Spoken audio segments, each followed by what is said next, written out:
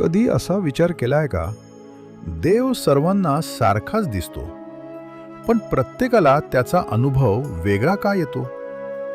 कोणाला कृपा मिळते, कोणाची इच्छा पूर्ण होते आणि कोणाला मात्र स्वतःच्या अहंकाराची शिक्षा मिळते. आजची ही कथा आहे अक्कलकोटची, जिथे स्वामी समर्थांनी भक्तांना दिला आश्रय आणि निंदकांना दिला असा धडा, जो आजही प्रत्येक माणसाने लक्षात ठेवावा. स्वामी नामाचा जप केला, स्वामींचे चरित्र ऐकले, तर आयुष्यातील चारही पुरुषार्थ धर्म, अर्थ, काम आणि मोक्ष हाताशी येतात असे संत सांगतात. कारण स्वामींची कथा ही फक्त कथा नसते, ती आत्म्याला मार्ग दाखवणारी दीपशिखा असते. मागील अध्यायात आपण पाहिलं, स्वामी समर्थ अक्कलकोटात आले. राजानं त्यांचं दर्शन घेतलं आणि स्वामी आपल्या इच्छेनुसार त्या पुण्यभूमीत राहू लागले. पण स्वामींचा खरा निवास राजवाड्यात नव्हता. तो होता एका साध्या भक्ताच्या घरी. त्या भक्ताचं नाव चोडाप्पा. चोडाप्पाचा स्वामींवरचा भाव इतका दृढ होता की स्वामी त्याच्या घरीच राहू लागले. ही काही साधी गोष्ट नव्हती, हे त्याच्या मागच्या जन्मीच्या पुण्याचं फळ होतं. चोडाप्पा एकटा नव्हता. त्याची पत्नीही तेवढीच सद्गुणी, पतिव्रता आणि सेवाभावी होती. तिच्या मनात दिवस रात्र एकच आनंद, स्वामींची सेवा. घर साधं होतं, संपत्ती नव्हती, वैभव नव्हतं, पण त्या घरात रोज उतरायचं स्वर्गीय समाधान. कारण त्या घरात स्वामींची उपस्थिती होती. हळूहळू स्वामींची कीर्ती देशोदेशी पसरू लागली. कोणी त्यांना ईश्वराचा अवतार म्हणे, कोणी दत्तावतार म्हणे. पण एक गोष्ट मात्र सर्वांना पटली, स्वामी साधे नव्हते. दूर दूरहून लोक अक्कलकोटात येऊ लागले. प्रत्येकाच्या मनात एक इच्छा, एक व्यथा, एक अपेक्षा. कोणी संपत्ती मागायला येई, कोणी अपत्य प्राप्तीची आशा घेऊन येई, कोणी विवाह जोडावा म्हणून प्रार्थना करी, कोणी संसाराच्या तापानं होरपळलेले, कोणी शरीराच्या दुःखानं थकलेले, कोणी मायेच्या पसारात हरवलेले. असे किती जण स्वामींच्या दारी येत होते. आणि आश्चर्य म्हणजे, ज्याच्या मनात जशी श्रद्धा, त्याला तशी स्वामींची कृपा. भक्तांची खरी इच्छा स्वामी पूर्ण करत. ज्यांची भक्ती स्वामींच्या चरणी दृढ होती, त्यांच्यासाठी स्वामी खरेच कल्पतरू बनत. इच्छा पूर्ण करणारा, संकट दूर करणारा आणि आत्म्याला आधार देणारा. पण जिथे भक्ती असते तिथे संशयही येतो. जिथे प्रकाश असतो तिथे सावलीही उभी राहते. काही लोक स्वामींची निंदा करीत. काहींना त्यांचं वैभव दिसे, पण दिव्यता दिसत नसे. काही कुटील मनाचे लोक हसत, बोलत, टोमणं मारत. अशाच वेळी 2 संन्यासी अक्कलकोटात आले. वेश संन्याशांचा, पण अंतःकरण मात्र संशयानं भरलेलं. ते लोकांना म्हणू लागले, तुम्ही एका ढोंगीच्या मागे लागलात. हा कसला स्वामी, जो भोग भोगतो त्याला साधू म्हणायचं? त्यांना स्वामीत साधुत्व दिसलं नाही, कारण त्यांची दृष्टी बाहेर होती. ज्यांची नजर केवळ रूपावर अडकते, त्यांना तत्व कसं कळणार? पण स्वामी कोण? मनातील तरंग ओळखणारे, न उच्चारलेले शब्द ऐकणारे, न बोललेले अहंकारही जाणणारे. त्या दोघांनी काय बोललं, काय विचार केला, हे सर्व स्वामींना कळलं होतं. पण स्वामी शांत होते, कारण संतांचा उत्तराचा मार्ग नेहमी शब्दांनी नसतो. एके दिवशी एका भक्ताच्या घरी स्वामींची स्वारी पातली आणि योगायोग असा, ते दोघेही संन्यासी तिथे आले. भक्तानं आदरानं तिन्ही जणांना पाटावर बसवलं. स्वामी मध्ये आणि दोघे संन्यासी त्यांच्या जवळ. बाहेरून सन्मान सारखाच, पण अंतरंगात मोठा फरक. स्वामींच्या मनात त्या क्षणी एक दिव्य खेळ सुरू झाला.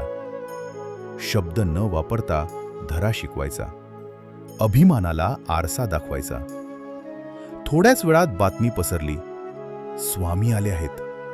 आणि क्षणात तिथे लोकांचा समुद्र जमला.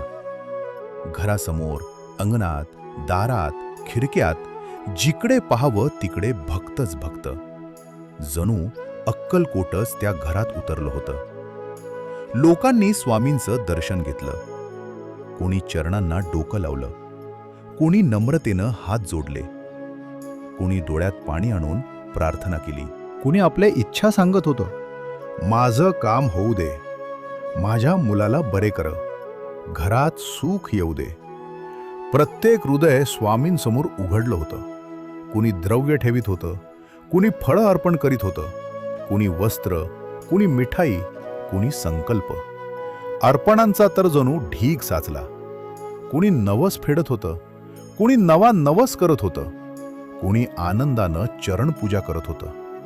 हे सगळं पाहताना ते दोन संन्यासी अवाक झाले.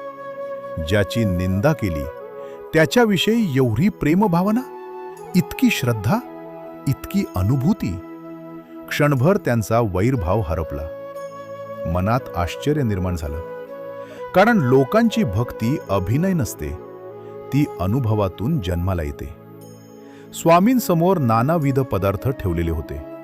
सर्वांच्या नजरा स्वामींकडे होत्या. आता ते काय करणार? आणि अचानक स्वामींनी स्वतःच्या हातानं ते सर्व पदार्थ त्या दोघा संन्यासांच्या पुढे लोटले. क्षणभर सगळे स्तब्ध झाले. ही कृपा होती? ही परीक्षा होती? की हा एखादा गूढ संकेत होता? लोकांची गर्दी हळूहळू ओसरू लागली. सेवेकरी आले. संन्यासांसमोर ठेवलेल्या वस्तू नेऊ लागले. दोघांच्या मनात मात्र प्रश्नांची गर्दी होती. ज्याला ते ढोंगी म्हणत होते त्यानं इतका सन्मान का दिला? की त्या सन्मानामागे दडलेला होता एखादा धडा? पण दिव्य लीला अजून बाकी होती. त्या दिवशी स्वामींनी अन्नालाही स्पर्श केला नाही, पाण्यालाही स्पर्श केला नाही. सूर्य अस्ताला गेला आणि स्वामी तेथून उठले. ते दोघे संन्यासी सुद्धा त्या दिवशी उपाशीच राहिले. रात्र झाली आणि त्यांच्या संन्यास धर्मानुसार रात्री अन्नपाणी घेणं निषिद्ध होतं. ज्यांनी स्वामींना छळण्यासाठी, निंदण्यासाठी पाऊल टाकलं होतं त्यांचीच विटंबना झाली. कोणीतरी त्यांना अपमानित केलं म्हणून नाही, तर त्यांच्या स्वतःच्या अहंकारानं त्यांना खाली आणलं. संत शब्दांनी कमी, अनुभवांनी जास्त शिकवतात. स्वामींनी त्यांना मारला नाही, रागावले नाहीत, पण एक दिवस उपाशी ठेवून त्यांचा खोटा अभिमान मोडला. हा दंड शरीराला नव्हता, तो मनाला होता. ज्यांना स्वतःची साधुता मोठी वाटत होती त्यांना खरी संत महिमा करावी म्हणून होता. भक्तांसाठी स्वामी कल्पतरू आहेत, पण निंदकांसाठी ते आरसा आहेत. जे मनात आहे तेच त्यांच्या कृपेनं बाहेर येतं. या घटनेनंतर अक्कलकोटात एक गोष्ट अधिक दृढ झाली. स्वामींची परीक्षा घेणं शक्य नाही. कारण ते केवळ देहानं साधू नव्हते, ते अंतःकरणाचं सम्राट होते. चोडाप्पा आणि त्याची पत्नी हे सगळं अनुभवत होते. त्यांच्या घरात रोज लीला घडत होती आणि त्यांना दररोज नवा विश्वास मिळत होता. भक्तांच्या इच्छा पूर्ण होत होत्या. रडणाऱ्यांना धीर मिळत होता. हरवलेल्यांना वाट सापडत होती. आणि निंदकांना समजत होतं स्वामींना समजणं सोपं नाही. आजही हा अध्याय आपल्याला सांगतो, देवाला ओळखण्यासाठी वेश बघू नका, अनुभव बघा. चमत्कार बघू नका, हृदयातील परिवर्तन बघा. ज्याच्या मनात श्रद्धा आहे त्याला स्वामी आधार देतात. ज्याच्या मनात कुटिलता आहे त्याला स्वामी जाग करतात. म्हणूनच स्वामींच्या दारी जाण्यापूर्वी हातात फुलं असण्यापेक्षा मनात नम्रता असणं जास्त महत्वाचं आहे.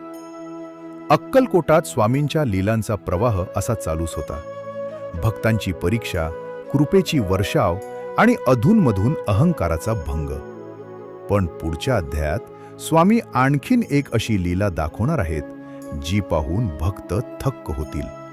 आणि आपल्यालाही कळेल स्वामींची कृपा केव्हा, कुणावर, कशी बरसते हे माणसाच्या विचारापलीकडचं आहे. तर पुढचा अध्याय नक्की ऐका, कारण ही कथा इथे संपत नाही. इथूनच तर खरी सुरुवात होते.